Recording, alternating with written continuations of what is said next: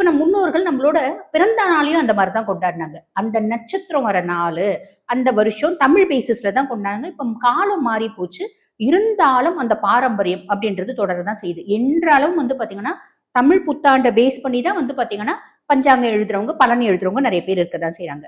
அப்ப நம்மளோட பாரம்பரியம் தமிழ் புத்தாண்டு, அத செலிப்ரேட் பண்றது, அது சார்ந்த பலன் அப்படின்றது சொல்றது தான். புரியுதுங்களா? இப்ப புரிஞ்சிருக்கும்னு நெனைக்கிறேன். ஆமா, ஆமா. ஆ அந்த மாரி இந்த தமிழ் புத்தாண்டு வந்து பாத்தீங்கன்னா, ஏப்ரல் மாதம் 14ஆம் தேதி தோராயமா காலையில 9:40க்கு வந்து பாத்தீங்கன்னா, சூரிய பகவான் மீனத்திலிருந்து மேஷத்துக்கு பெயர்ச்சியாகுறார். இதுதான் தமிழ் புத்தாண்டு. அப்ப 9:40க்கு தமிழ் புத்தாண்டு ஆரம்பிக்குது அப்படின்லாம்.